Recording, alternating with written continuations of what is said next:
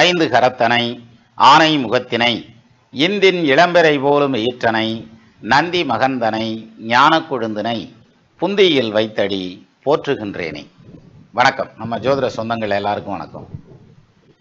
நமக்கு கமெண்ட்ல ஒரு நண்பர் கேள்வி கேட்டிருந்தார், will I have a steady job or can I do the business? அதான் கொஷின். இந்த கொஷின் யார்கிட்ட பெரும்பாலும் இருக்கும் அப்படின்னா, இந்த செட்டில் ஆகிட்டு இருக்காங்க இல்லையா, ஃப்ரெஷர்ஸு, படித்து முடிச்சுட்டு வந்து ஒரு சில இடங்களில் வேலை பார்த்து அது செட் ஆகாமல் அடுத்து எதில் செட் ஆகும் அப்படின்னு ட்ரை பண்ணிட்டு இருக்காங்கல்ல, அவங்களுக்கு இந்த கொஷின் நிறையா மனசில் வரும். இதில் ஒரு முக்கியமான விஷயம் என்னென்னா, பேசிக்காக உங்கள் ஜாதகம் எதுக்கு டிசைன் பண்ணப்பட்டிருக்கு அப்படிங்கிறத முதல்ல நம்ம புரிஞ்சுக்கணும். அதாவது சொந்த தொழில் பண்ணுறதுக்கு தான் டிசைன் ஆகிருக்கா, இல்லை வேலை பார்க்குற ஜாதகம் தானா? தொழில் பண்ணால், ஏன்னா வேலை பார்க்குற ஜாதகம் போய் தொழில் பண்ணால் நல்லா இருக்காது, தொழில் பண்ணுற ஜாதகம் போய் வேலை பார்த்தா நல்லா இருக்காது. ஆனால் சிலருக்கு வந்து பார்த்தீங்கன்னா பிஸ்னஸ் பண்ணக்கூடிய ஜாதகமாக இருக்கும், but it will take some time. அதாவது உடனே படிச்சுட்டு வந்த உடனே எல்லாம் பிஸ்னஸ் பண்ண முடியாது, கொஞ்சம் டைம் எடுக்கும். அந்த டைம் முடிஞ்சதுக்கப்புறம் அவங்க வந்து அது வரைக்கும் எக்ஸ்பீரியன்ஸுக்காக ஒரு இடத்துல வேலை பார்க்குறது, அல்லது வேலைன்னு தேடி அமையலை, அப்போ வேறு ஏதாவது பண்ணலாம் அப்படிங்கிற ஒரு ஜாயின்ட் வெஞ்சர் வருது, இப்படி ஏதாவது ஒரு விதத்தில் வரும். அப்போது மொத்தத்தில் ஒரு ஜாதகம் பிஸ்னஸுக்கான ஜாதகமா அல்லது வேலைக்கான ஜாதகமாங்கிறத நம்ம எப்படி டிசைட் பண்ணலாம்? அங்கேருந்து போகலாம் நம்ம, அதான் சரியாக இருக்கும். அப்போது பிஸ்னஸுக்கான ஜாதகம் அப்படின்னா எப்படி இருக்கும்னா, அடுத்தடுத்து வரக்கூடிய கிரகங்களுடைய திசைகள் ஆட்சி பெற்ற திசைகளாக இருக்கும் அல்லது உச்சம் பெற்ற திசைகளாக இருக்கும் ஒன்று. இன்னொன்று எப்படி இருக்கும் அப்படின்னா, 2-3 கிரகங்கள் ஆட்சி பெற்ற நிலையில் இருக்கலாம், அல்லது 2 கிரகம் ஆட்சி பெற்று ஒரு கிரகம் உச்சம் பெற்று, அல்லது 2-3 கிரகம் ஆட்சி உச்சம் பெற்று, அந்த மாதிரி இருக்கிறதுக்கு வாய்ப்பு உண்டு. அப்போ இந்த மாதிரி வரக்கூடிய ஜாதகம் எல்லாமே வந்து பார்த்தீங்கன்னா பெரும்பாலும் பிஸ்னஸில் செட்டில் ஆகிடுவாங்க. ஆனால் ஆரம்பத்தில் வேலை அப்படி இப்படின்னு ஓடிட்டு இருப்பாங்க. ஒரு ஸ்டேஜ் வரையில் அந்த வேலையெல்லாம் வேணாம், நமக்கு வந்து பிஸ்னஸ் தான் சரியாக வரும் அப்படின்னு சொல்லிட்டு பிஸ்னஸ்குள்ளே வந்துடுவாங்க. இதில் என்ன ஒரு பியூட்டின்னா, சிலருக்கு பிஸ்னஸுங்கிறது வந்து தான் எந்த துறையில் போகிறாங்களோ அதே துறையில் ஈடுபட்டு அதே துறையில் ட்ரெயின் அப் ஆகி, இப்போ ஒரு மெக்கானிக்கல் இன்ஜினியரிங் முடிச்சுட்டு ஒரு ஒர்க் ஷாப்புக்கு போகிறாங்க, அங்கே கார் ஸ்பேர் பார்ட்ஸ் தயார் பண்ணுற கம்பெனியாக இருக்குது, அந்த வேலையை இவங்க புதுசாக கற்றுக்கிட்டு இவங்க தனியாக கான்ட்ராக்ட் எடுத்து அதே மாதிரி செஞ்சு கொடுக்க ஆரம்பிச்சிருவாங்க. ஒரு சிவில் இன்ஜினியர்னு எடுத்துட்டா அந்த மாதிரி தான். ஸோ இந்த மாதிரியான இதில் வந்து இப்படி போகிறதும் உண்டு. சிலர் வந்து தான் படித்த படிப்புலேருந்து என்டையராக மாறி போகிறதும் உண்டு. அப்போ எப்படி ஒரு பிஸ்னஸ் வந்து நமக்கு சரி வருமானு செலக்ட் பண்ணுறது, முதல் பாயிண்ட். ரெண்டாவது, அந்த நம்ம பிஸ்னஸ் பண்ணலாமா, அது பண்ணுறதுக்கு உகந்த நேரமா, இதெல்லாம் எப்படி வந்து கணிக்கிறது அப்படிங்கிறதுக்கு இந்த கேள்வி கேட்ட அவர் சாதகத்தை எடுத்துக்காட்டாக வச்சுக்கிருவோமா? வச்சுக்கிட்டு பார்த்தோம்னா ஈஸியாக தெரியும். திலுக்ஷன் கேட்டிருக்கார். இதில் இந்த கேள்வியெல்லாம் கேட்டது அவர் தான். 1999 நவம்பர் மாதம் 1ஆம் தேதி 12:30 AM காலையில் நேரத்தில் பிறந்தது வந்து கொழும்பில் பிறந்திருக்காரு அப்படின்னு கொடுத்துருக்காரு. இப்போ இந்த ஜாதகத்துக்கு லக்னமாக வந்திருக்கிறது கடக லக்னம், ராசியாக வந்திருக்கிறது ஆயில்ய நட்சத்திரம், அதே கடகராசி, கடக லக்னம் கடகராசி அப்படி வந்துருச்சு. சரி, இப்போ அவர் ஃபஸ்ட்டு கேட்டிருந்த கேள்வி வந்து என்ன கேள்வியாக கேட்டிருந்தாரு? முதல்ல அந்த கேள்வியை பார்ப்போமே. Will I have a steady job or can I do the business? அப்போ முதல்ல ஜாப் இருக்குமா அப்படிங்கிற அந்த ஒரு கேள்வியை கேட்டார். இப்போ அதுக்கு பதில் சொல்லுவோம். லக்னமாக வந்திருக்கிறது கடக லக்னம், இப்போ போயிட்டு இருக்கிற தசை தான் இதுக்கெல்லாம் பதில் சொல்லும். இவ்வளோ நாள் எந்த தசையில் இருந்தார்? கேது தசையில் இருந்திருக்கிறார். கிட்டத்தட்ட 2022 முடிகிற வரைக்கும் கேது தசை. அதுக்கப்புறம் 2023 23, 24 இப்போ ஒரு 2 வருஷமாக சுக்கர தசையில் இருக்கார். சுக்கர தசை சுக்கர புத்தியே 3 வருஷம் போகும். அதனால் சுக்கர தசைக்குள்ளே வந்து சுய புத்தியில் இப்போ உட்காந்துட்ருக்கார். இப்போ பாருங்க, சுக்கர தசை சுய புத்தி அவ்வளோ பர்ஃபெக்டாக வேலை செய்யாது. இவர் பரிவர்த்தனையில் இருக்கார், சுக்கரன் நல்லா ஸ்ட்ராங்காக இருக்கார். 4ஆம் இடத்துல சுக்கரன் இருக்கிறதுங்கிறது பெரிய யோகம். அதாவது ஒரு நாளுக்குடையோ நாளில் உடஞ்சாமி வார்க்குமேனும் மருவு வாக்கியனும் பொன்னோன் மருவு வாக்கியனும் பொன்னோன் தருநாளில் இருக்க நாளோன் தயவுடன் பார்க்குமேனும் திருவுள வாகனம் தான் சித்திக்கும் என்று சொல்ல. நான் நல்லா வாகன வசதியெல்லாம் சேரும்ன்றியான். அப்போ 4ல் சுக்கரன் நிற்கிறது யோகந்தான், அதில் எந்த மாற்று கருத்தும் இல்லை. ஆனால் சுக்கர தசை சுக்கர புத்தி அப்படிங்கிறது அப்படி ஒன்றும் பெரிய பலன்களை கொடுக்கறதுக்கு வாய்ப்பு இல்லை. காரணம் என்ன அப்படின்னு எடுத்துட்டா, இந்த சுக்கரன் பொதுவாகவே வந்து சுயதசை சுய புத்தி பலன் கொடுக்காதுங்கிற ஒரு கான்செப்ட் உண்டு. அது இல்லாமல் அவர் உட்காந்துருக்கிறது வந்து சூரியனுடைய நட்சத்திரத்தில் தான் உட்காந்துருக்கார். சூரியன் நீசமாகிறார். நீசமாகி அவர் பரிவர்த்தனை யோகத்தில் வர்றதுனால ஆட்சி ஆகிறார். இங்கே பார்த்தீங்கன்னா சந்திரன் ஆட்சி, சூரியன் ஆட்சி, சுக்கரன் ஆட்சி, அது இல்லாமல் வந்து ஆமாம் சந்திரன் சுக்கரன் சூரியன் 3 கிரகமே ஆட்சியாக தான் நிற்கிது. இது இல்லாமல் குரு ஆட்சி, செவ்வாய் ஆட்சி, கரெக்டா? அது இல்லாமல் சனி நீச்சபங்க ராஜயோகம்.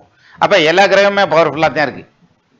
இதை எல்லாமே ஆட்சியாக உச்சமாக பவர்ஃபுல்லாக பரிவர்த்தனை யோகத்தில் 2 பரிவர்த்தனை யோகம் வேறு இருக்குது. அப்போ இந்த ஜாதகன் ஒரு பரிவர்த்தனை இருந்தாலே வந்து சொந்த தொழில் பண்ணி நல்ல நிலைமைக்கு வருவாங்க. 2 பரிவர்த்தனை இருந்தால் கோடீஸ்வரனாக வந்துடுவான். அது மாதிரியான ஒரு நல்ல ஜாதகம் தான்.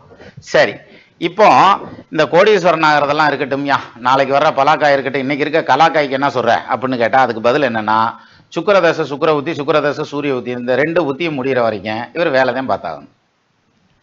அப்போ வேலைக்கு தான் போகணும், இப்போ சொந்த தொழில் பண்ணக்கூடாது அப்படிங்கிற மாதிரியான ஒரு கான்செப்ட் தான் இந்த இடத்துல இருக்குது. இது மட்டும் இல்லை, இவர் கேள்வி கேட்டதுல என்ன ஒரு சிக்கல் அப்படின்னாக்க, அவருடைய கொஸ்டினை பாருங்க. எங்கப்பா அந்த கொஸ்டினை வேற காணா. அதாவது பிஸ்னஸ் பண்ணலாமா, அதுவும் வந்து ரெஸ்டாரண்ட் ரிலேட்டடான பிஸ்னஸ் பண்ணலாமாங்கிற மாதிரியான ஒரு கொஸ்டின் கூட கேட்டிருந்தாரு. அந்த கொஸ்டின் வந்துருச்சா? கிடைச்சிருச்சு. அதாவது will I have a steady job or can I do the business? What is the right time to do surgeryன்னு ஒரு வித்தியாசமான ஒரு ஐட்டத்தையும் கேட்டிருந்தாரு, சர்ஜரி அப்படிங்கிறது. ஆனால் என்ன சர்ஜரி என்னன்னு கொடுக்கல. நவ் ஐ ஆம் working in a fast food restaurant அப்படின்னு கொடுத்துருந்தார். நான் ரெஸ்டாரண்ட்டில் வேலை பார்த்துருக்கேன், இதில் தொடர்ந்து இருப்பேனா இல்லை ஸ்டெடியான ஜாப் இருக்குமா அப்படின்னு. இப்போது சுக்கிரதசை சுக்கிர புத்தியும் சுக்கிரதசை சூரிய புத்தியும் கேது தசை அளவுக்கு மோசமாக இருக்காது, ஆனாலும் இது வந்து பரவாயில்லாமல் இருக்கும். ஆனால் வேலைக்கு தான் போகணும், சொந்த தொழில் பண்ணக்கூடாது. சரி, சுக்கிரன் சூரியன் முடிஞ்சதுக்கு அப்புறம் சுக்கிரதசையில் சந்திர புத்தி வருதுல்ல, இதே டைப் ஆஃப் அழியும் பொருள், அழுகும் பொருள், கெட்டு போகக்கூடிய பொருள், காய்கறி, பூ, பழம், பால், தண்ணி, ரெஸ்டாரண்ட்டு, ஹோட்டல்ஸு, இந்த மாதிரியான ஐட்டத்தில் தான் இவர் தொழில் பண்ணியே ஆகணும். என்ன காரணம்? சந்திரன் வந்து உணவுப் பொருள் சார்ந்த கிரகம், சுக்கிரன் வந்து உணவுப் பொருள் சார்ந்த கிரகம், ரெண்டுமே ஜல கிரகம். இப்போ பாருங்க, சந்திரனோட ராகு நிற்கிறார், அது பாதிக்காதா அப்படின்னா பாதிக்காது. 2 விஷயத்தில் பாதிக்காது. ஒன்று கடக ராகு, இன்னொன்று சந்திரன் வந்து ஆட்சி பெற்று அவரோட ராகு சேர்றாரு. அப்போ இந்த இடத்துல ராகு வந்து சந்திரனுக்கு பூஸ்டப் தான் கொடுப்பாரே தவிர தோஷத்தெல்லாம் ஒன்றும் செய்ய போகிறதில்ல. அதனால ராகை பார்த்து பயப்பட வேண்டியதில்லை. சுக்கிரன் வந்து 4ஆம் பாவத்தில் ஆட்சி ஆயிடுறாரு. அப்போ தசாநாதன் ஆட்சி, புத்திநாதன் ஆட்சி, இப்போ பண்ணுறா தொழிலை ஜெயிக்கும் அப்படின்னுவாங்கல்ல, அப்படி. ஆமாம், இந்த சுக்கிர தசை சூரிய புத்தி நடக்குதுல்ல, அதில் கூட ஆட்சியாக தப்பா இருக்கிறாரு சூரியன். ஏன்னா பரிவர்த்தனை யோகத்தில் ஆட்சி ஆகிறாருல, அதில் கூட ஆட்சியாக தப்பா இருக்கிறாரு. ஏன் அப்போ வேண்டான்னு சொல்கிற அப்படின்னு கேட்கணும்ல. அதுக்கு பதில் என்ன அப்படின்னா, இங்கே நல்லா பாருங்க, ராகு சாரம் வாங்கின சூரியன் சுவாதி நட்சத்திரத்தில் உட்காந்துருக்காரா பாருங்க. எங்கப்பா அது, வாங்க நிப்பாட்டுறேன். சூரியன் எங்கே உட்காந்துருக்காரு? சுவாதி காலில் உட்காந்துருக்காரா? இந்த உணவுப் பொருளுக்கு அது ஒத்துக்காது, ராகு வந்து ஒத்துக்காது, அவர் சாரம் கொடுக்கக்கூடாது. இங்கே சாரம் கொடுத்துருக்காருல, அப்போ ஸ்டார்ட் பண்ணால் நிச்சயமாக சிக்கல் வரும். அப்போ சுக்கிரதசை சுக்கிர புத்தி முடிஞ்சு சுக்கிரதசை சூரிய புத்தியில் இவர் பிஸ்னஸ் ஆரம்பிச்சாருன்னா, அதுவும் ரிலேட்டட் டு ரெஸ்டாரண்ட் அல்லது எடிபிள் ஐட்டம் அல்லது பெரிஷபிள் ஐட்டம்ங்கிற மாதிரியான விஷயங்களில் இவர் வந்து தொழில் ஆரம்பிச்சார்னா நிச்சயமாக he will be succeeded in is business. அதுவும் வெரி வெல், பெரிய அளவில் சொத்து சுகம் வாங்கி செட்டில் ஆகக்கூடிய ஜாதகம். எது? 4ஆம் பாவத்தில் 4ஆம் பாவாதிபதி ஆட்சி சார், வாகனநாத 4 வந்திட ஆட்சி உச்சம், ஆகவே கேந்திர ஊனம், ஆயினால் கீர்த்திமானாய், தேகமாய் கட்டில் மெத்தை, சேத்திரம் நல்ல வீடும், பாகமாய் ஆயுள் தீர்க்கம், வாகனம் வரிசை சுத்தம்னா வாகன வசதி, சொத்து சுகம், ஆஸ்தி அந்தஸ்தோட நல்லா பிழைக்கக்கூடிய ஜாதகம். ஆனால் இந்த கேது தசையும் சுக்கிரதசை சுக்கிர புத்தி சூரிய புத்தி வரைக்கும் சுழுக்கு எடுத்து விட்டுரும். அப்போ ரொம்ப சிரமப்பட்டு சொல்கிறாங்க இல்லையா, நான்லாம் அந்த காலத்தில் எவ்வளோ கஷ்டப்பட்டு வந்தேன் தெரியுமா, நீங்கள் இன்னைக்கெல்லாம் இப்படி சுகமாக இருக்கிறீடா அப்படின்னு சொல்லி பிள்ளைகளை பார்த்து சொல்கிறதுக்கான ஒரு நேரம் வேணும்ல, அந்த நேரம் நடந்துட்டுருக்கு. அப்போ நம்ம இதில் இருந்து புரிஞ்சிக்க வேண்டிய விஷயம் என்ன அப்படின்னா, இது மாதிரி நிறைய கிரகங்கள் ஆட்சி பெற்று வலுவான அமைப்பில் உட்காந்துருக்குன்னா பெரும்பாலும் அவங்களுக்கு சொந்த தொழில் அமைஞ்சிரும். அதே மாதிரி சொந்த தொழில் எப்போ ஸ்டார்ட் பண்ணணுங்கிறத ஐடென்டிஃபை பண்ணுறது இருக்கு இல்லையா, அது ரொம்ப முக்கியம். ஏன்னா இப்போ சுக்கிரதசை சுக்கிர புத்திலேயே சூரிய புத்திலேயே ஒரு தொழில் ஆரம்பிச்சாருன்னா டைரெக்டாக லாஸ் ஆகும். அப்போ லாஸ் ஆச்சுன்னா என்ன ஆகும்? அடி வாங்கிடும். இப்போ இந்த சுக்கிரன் வந்து பரிவர்த்தனை யோகத்தில் ஆட்சி பெற்ற நிலையில தான் நிற்கிறார். அப்போ யோகம் தானே, 4 அதிபதி ஆட்சியாக இருக்கிறது யோகம் தானே. இப்போத்தி என் பாடிக்கு உட்காந்துருந்து அப்போ நல்லா தானே இருக்குது. அப்போ சுக்கிரதசை சுக்கிர புத்தியில் செய்ய வேண்டியதானா? செய்யக்கூடாது. ஏன் செய்யக்கூடாது? இப்போ அவரே அதுக்கு ஒரு கேள்வி கேட்டிருக்காரு பாருங்க, can I do the surgery, அல்லது எப்போ நான் சர்ஜரி பண்ணலாங்கிற மாதிரியான ஒரு கொஸ்டின் கேட்டிருக்காரு. அப்படின்னா என்ன அர்த்தம்? ஒரு பக்கம் சர்ஜரி வருதுன்னா டைம் நல்லா இல்லைன்னு தானே அர்த்தம். ஸோ இப்போ போயிட்டு இருக்க டைம் நல்லா இருக்காது.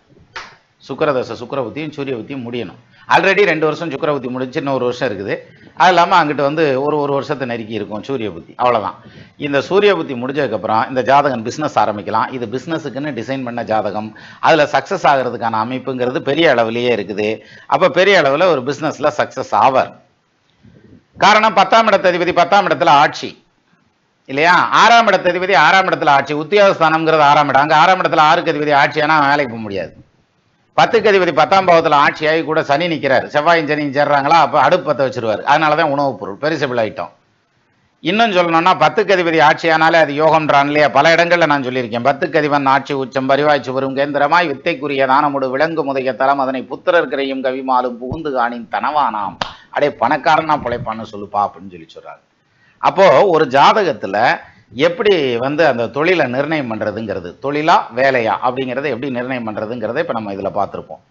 அதே மாதிரி எப்ப தொழில் ஆரம்பிக்கணுங்கிறது ரொம்ப முக்கியம். காலம் கருதி இருப்பர் கலங்காது ஞாலம் கருதுபவர்னு வள்ளுவர் சொல்றாரு.